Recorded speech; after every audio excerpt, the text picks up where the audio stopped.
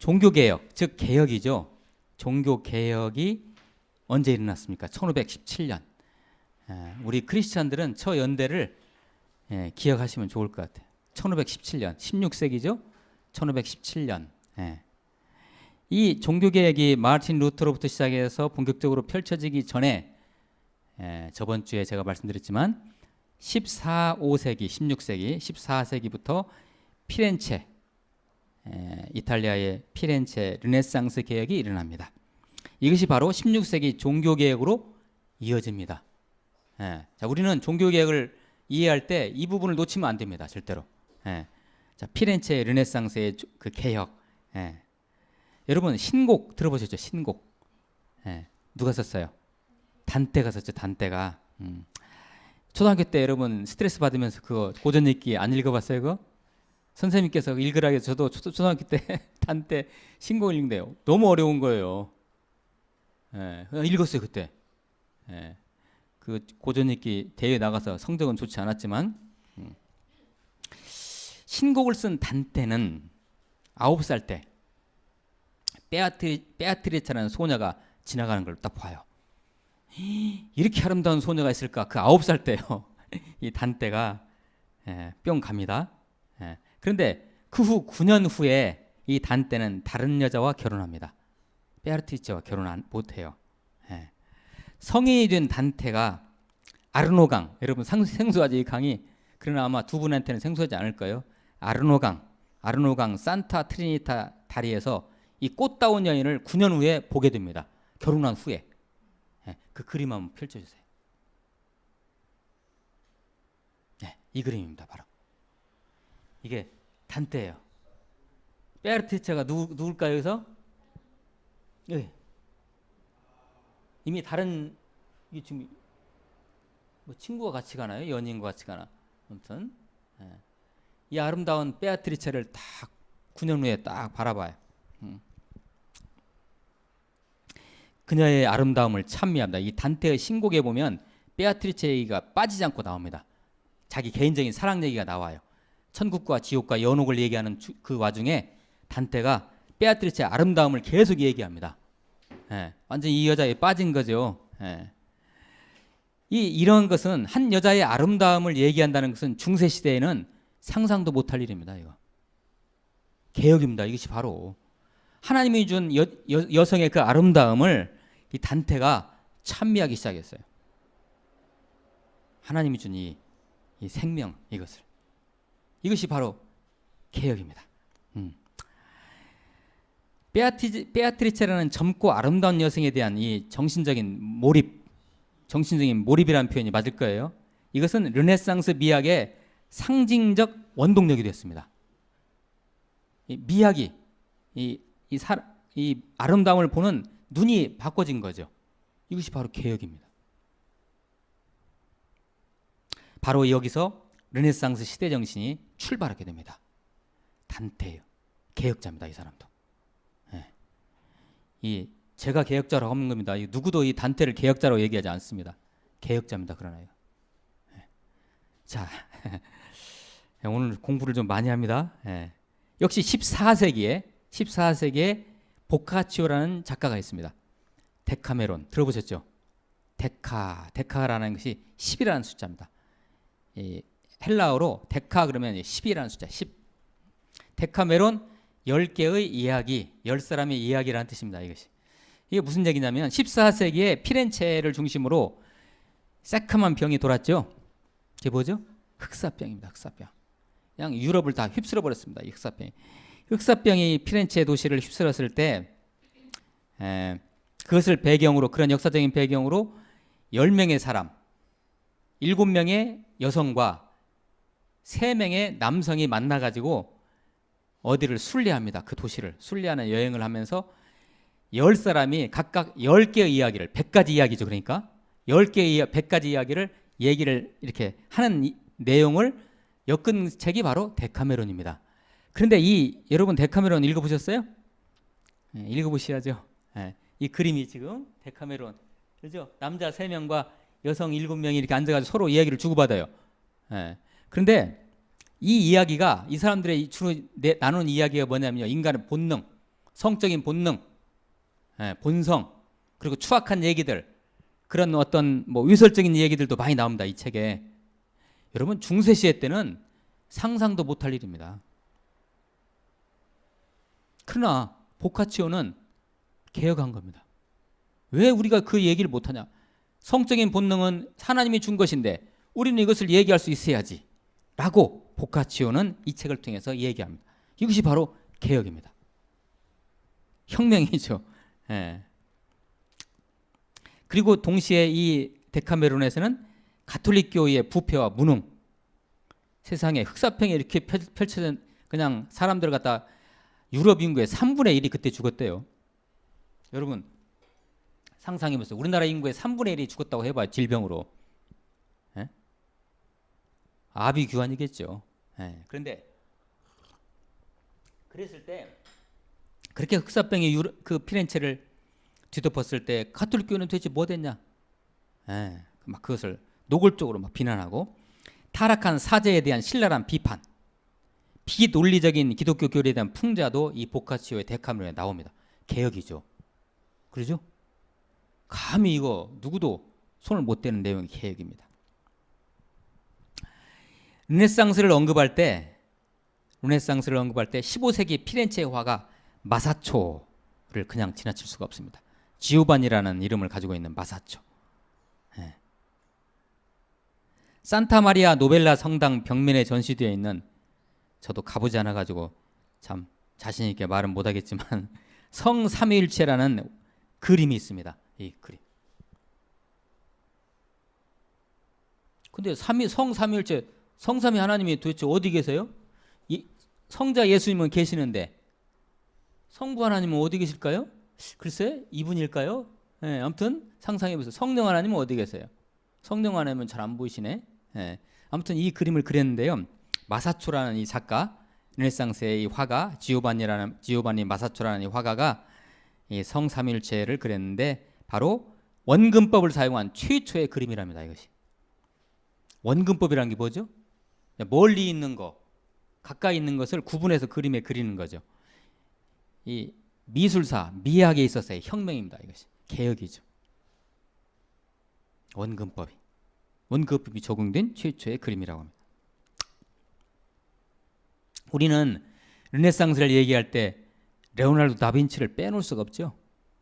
다빈치를. 이 다빈치 아주 성격이 고약했다고 합니다. 아주.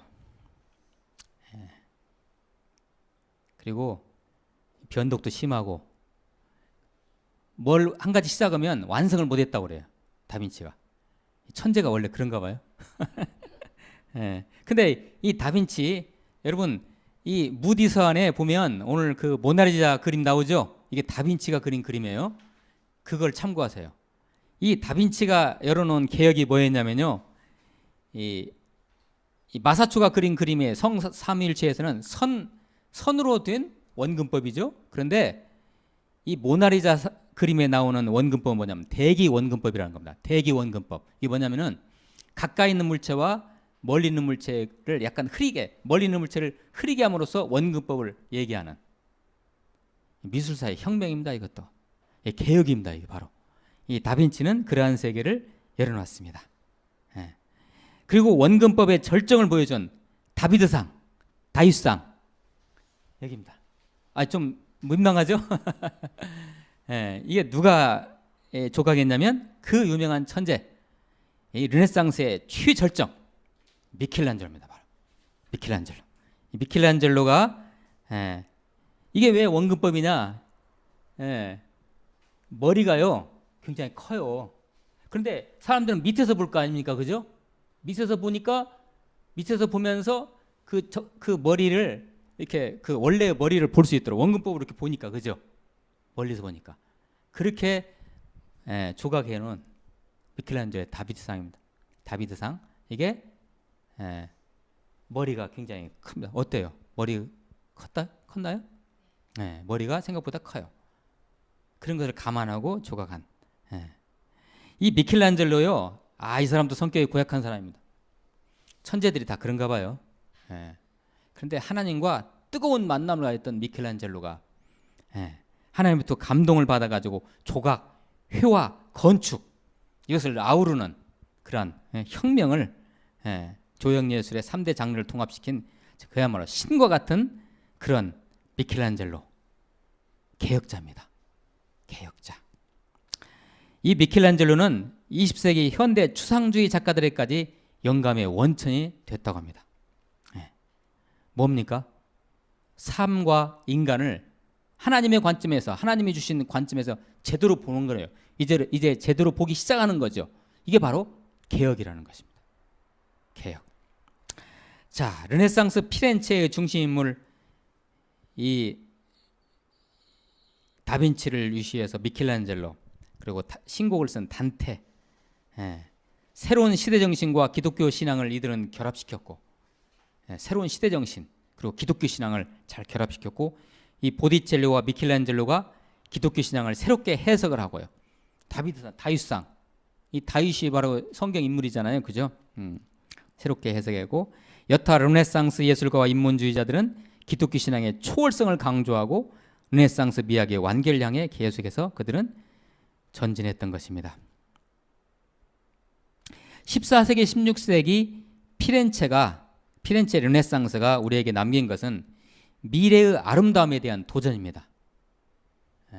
미래의 아름다움에 대한 도전. 이게 뭐예요? 바로 하나님의 방향이죠. 예수의 방향입니다. 생명의 방향입니다. 이것이 개혁의 방향이죠. 이것이 바로. 그들은 그것을 어떤 영감을 받아서 그런 자세로 나아갔던 것입니다. 새로운 시각으로 세상을 아름답게 볼 수 있는 그런 미래의 가능성을 그들은 열었던 것입니다. 누가? 피렌체의 르네상스의 예술가들이요. 개혁이죠. 이것이 바로.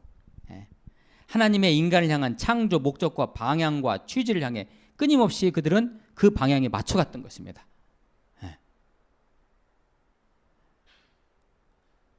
오늘 말씀 잠깐 보세요. 오늘 말씀 같이 한번 읽어봅니다. 요한복음 5장 24절 말씀. 이거 요절이니까 꼭 암송하세요. 시작. 내가 진실로 진실로 너희에게 이르노니 내 말을 듣고 또 나 보내신 이를 믿는 자는 영생을 얻었고 심판에 이르지 아니하나니 사망에서 생명으로 옮겼느니라. 아멘. 사망에서 어디로? 생명으로. 이게 바로 개혁입니다. 인간이 인간답게 하나님이 만들어준 대로 살아야 할 거 아니에요. 그래서 제대로 살지 못하면 그게 사망인 거예요. 그것이 어디로? 생명으로. 사망에서 생명으로. 이것이 바로 개혁입니다. 이것이 바로 개혁. 우리 자신을 돌아보는 시간이 됐으면 좋겠습니다. 이제 성경으로 돌아갑니다. 이제 성경 얘기. 자, 오늘 말씀은 좀 길어질 수가 있는데, 자, 우르라는 곳 아십니까? 우르. 우르라는 곳이 생소하면 여러분들 성경 말씀 읽으셔야 돼요. 우르. 바로 아브라함의 고향입니다. 갈대아 우르, 메소포타미아 지역. 우르에서 아버지 데라 밑에서 심부름하면서 잘 살고 있던 아브라함이, 그 심부름 어떤 심부름이에요? 아버지 데라가 뭐 하는 사람이었어요? 그 메소포타미아 이방신, 닌이라는 이방신과 달신, 신이라는 달신의 우상 만드는 사람이었어요. 데라가. 그 우상 만들면 아브라함아 이거 마무리해라 그러면 예 하고 그거 하고 있었어요. 아브라함이 우상을 조각하는, 그런 심부름하는 알바생 아브라함이 어느 날 하나님 말씀을 듣습니다. 자, 말씀을 펼쳐주세요. 창세기 12장 1절 같이 읽습니다. 시작. 여호와께서 아브라함에게 이르시되 너는 너의 고향과 친척과 아버지의 집을 떠나 내가 내게 보여줄 땅으로 가라. 이게 혁명입니다. 이게 개혁입니다. 이것이. 자, 보세요. 지금 잘 살고 있잖아요, 아브라함이. 그죠? 그런데 갑자기 집을 떠나래요. 그리고 내가 명하는 곳으로, 내가 보여줄 땅으로 가라. 실은 이때 당시에 구체적으로 보여주시지도 않았어요, 하나님이. 무조건 떠나서 가라 그랬어요. 여러분 같으면 어떻게 하시겠어요? 이게 바로 개혁입니다. 하나님이 보시기에 아브라함이 사는 모습이 그게 아니니까, 그게 하나님의 방향이 아니니까, 생명의 방향이 아니니까, 진리가 아니니까 그러지 말고 떠나서 내가 말하는 곳으로 가라. 이것이 개혁입니다. 이것이 개혁. 네. 이 제안을 받아서 아브라함은 그 여호와의 말씀, 하나님의 말씀에 뭐였어요? 순종했습니다. 순종해. 참 중요하죠. 네. 그리고 나중에 우리는 다 아는 얘기죠. 아브라함이 바로 믿음의 조상이 됐잖아요. 우리도 믿음적으로는, 우리도 신앙적으로는 아브라함의 후손입니다. 우리가. 네. 그런 믿음의 조상이 됐어요. 아브라함이. 자세히 보면 아브라함의 이야기는 일개 개인사적인 개혁이지요. 한 개인적인 개혁이지만 이 개혁이 훗날 하나님의 어마어마한 공동체를 이루는 원동력이 되었다는 것입니다. 일종의 나비 효과처럼. 그러니까 여러분들이, 저와 여러분들이 이 시간 개혁자의 자세로 살아간다면 이것이 먼 훗날에 어마어마한 공동체의 개혁을 이끌어낼 수 있는 것이죠. 바로 이곳에서 시작하는 거예요. 그거. 자, 또 한 인물을 나눠봅니다. 모세를 빼어놓을 수가 없습니다. 개혁을 얘기할 때 모세. 우리는 성경상에서 개혁하면 이 모세를 결코 빼놓을 수가 없습니다. 파란만장하면서도 가파른 인생의 굴곡을 산 모세. 그러죠? 어느 날 하나님이 나타나십니다. 여러분, 이 파란만장했다는 것은요, 모세, 우리 공부했었죠 옛날에 40. 자, 애굽 궁궐에서 40년. 짐승 똥 치면서 양떼 치면서 40년. 그리고 다시 하나님의 출애굽 사역을 하는 40년. 그때 이 모세의 이 인생이요 파란만장합니다. 그죠? 어느 날 저 살인자로서, 그러죠? 왕자로 있을 때 누구를 죽이잖아요. 이집트 관리를. 이집트 관리를 죽여서 도망가지. 어디로 도망가요? 미디안 땅으로 도망가요. 미디안 땅으로 도망가서 거기서 십보라라는 여자를 만납니다. 그 십보라는 여자와 결혼하죠. 그 십보라의 아버지가, 즉 이 모세의 장인이 누구냐면 르우엘이라는 사람. 르우엘. 다른 말로 이드로라고 합니다. 이드로. 들어보셨죠? 장인을 한 이드로 집에서 빌어먹고 살아요. 쉽게 말해서 처가살이에요. 그래서 어느 날 양떼를 이렇게 이끌고 호렙산, 우리 보통 시내산으로 얘기하는데 호렙산이 맞습니다. 호렙산으로 딱 이렇게 거닐고 있는데 어느 날 하나님께서, 하나님의 여호와의 사자가 나타나서 하나님의 음성이 들립니다. 자, 그 말씀 한번 펼쳐주세요. 출애굽기 말씀. 자, 시작. 이제 가라. 이스라엘 자손의 부르짖음이 내게 달하고 애굽 사람이 그들을 괴롭히는 학대도 내가 보았으니 이제 내가 너를 바로에게 보내어 너에게 내 백성 이스라엘 자손을 애굽에서 인도하여 내게 하리라. 아멘. 말도 안 되는 얘기죠. 지금 목동하고 있는 모세에게, 그리고 그 지긋지긋한 이집트 땅을 다시 들어가래요. 모세가 처음에 거절했죠. 나는 입도 어둔하고 능력도 없고 저 못합니다. 일개 목동이 뭘 하겠습니까? 근데 이 하나님께서 이렇게 말씀을 이제 가라 그러죠. 여러분이 모세였으면 어떻게 했어요? 한번 생각해 보세요. 이게 바로 개혁입니다.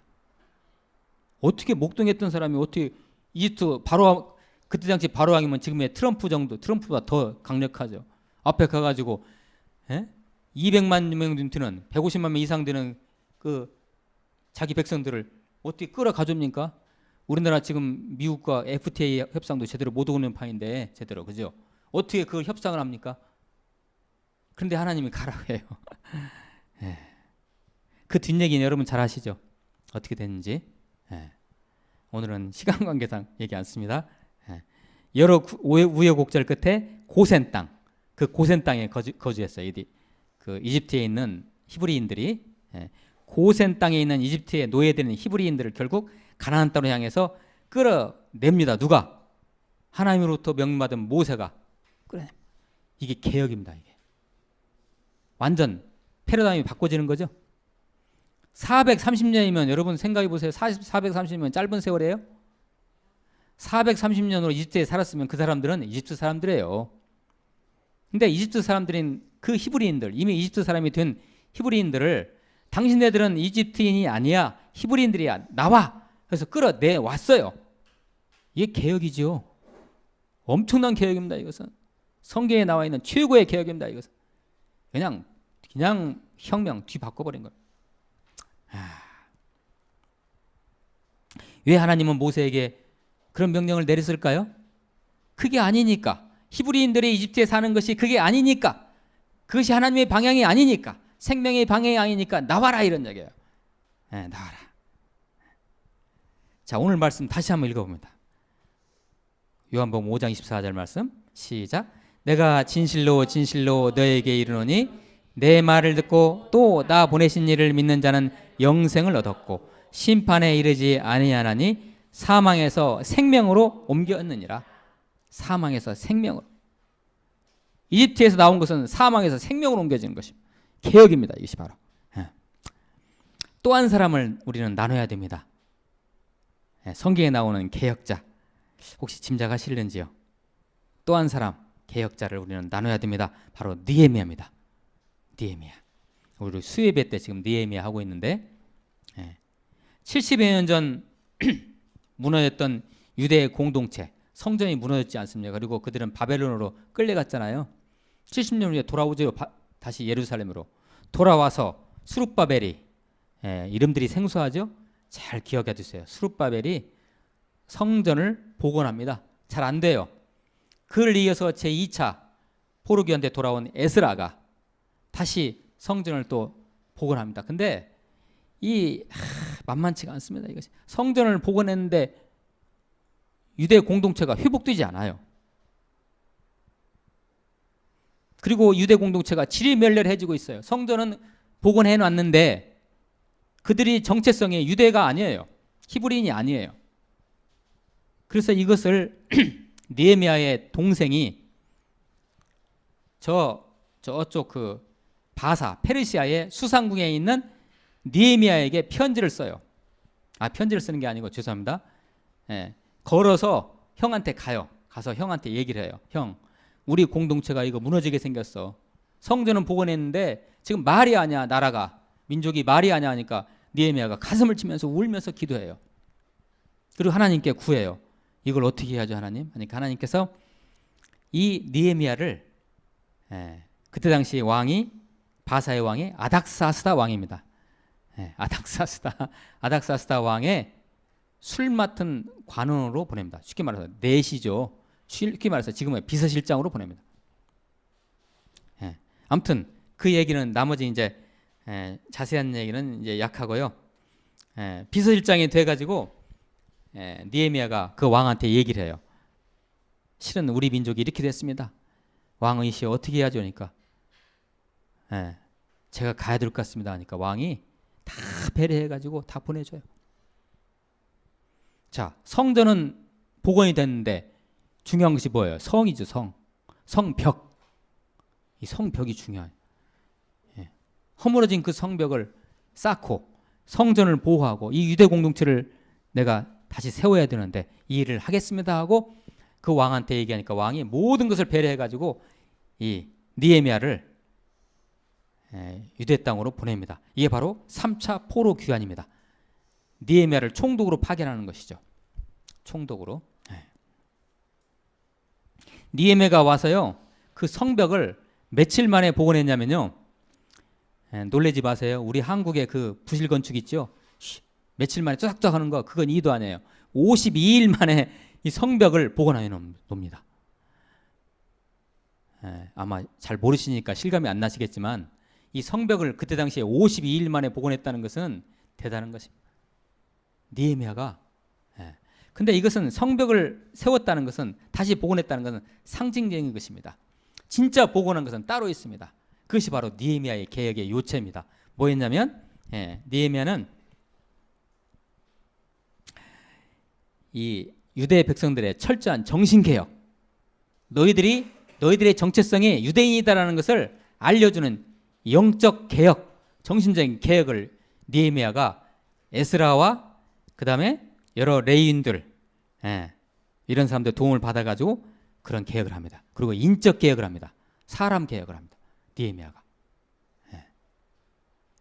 52일 만에 성벽을 여러분 그 중수했다는 것은 대단한 리더십입니다. 이것은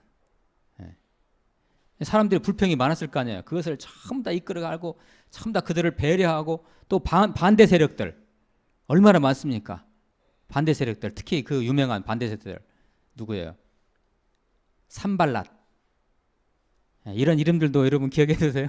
산발랏, 도비야, 게셈 이런 사람들이 이방인들이 계속 반대해요. 자기 땅이라고 거기가.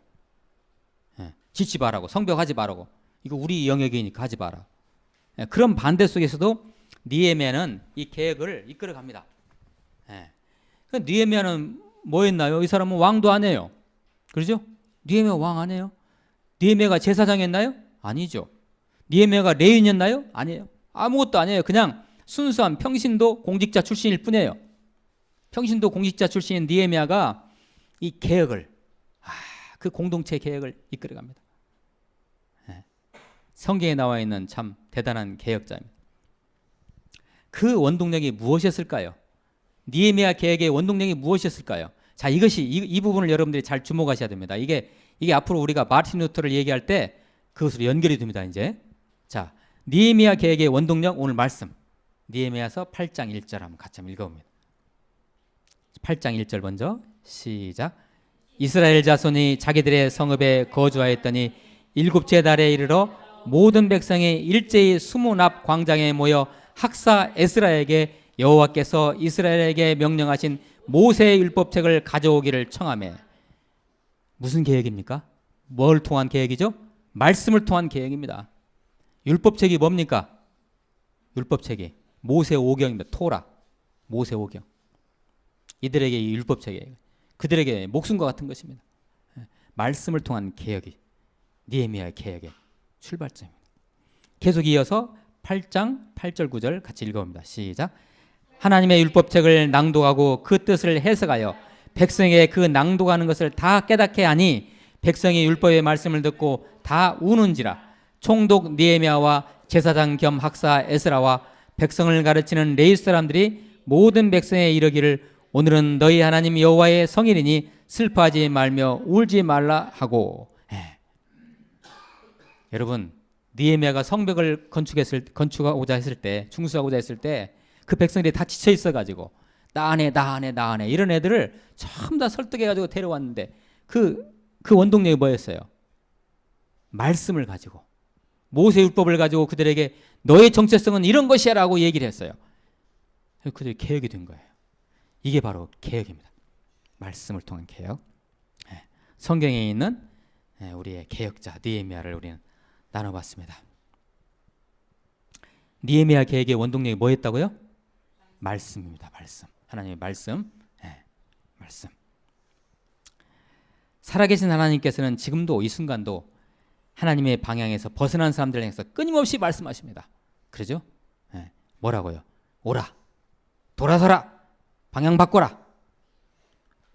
이 말씀을 듣고 순종하는 것이 바로 개혁입니다. 이것이. 자, 오늘 말씀 다시 한번 읽어봅니다. 진리시죠?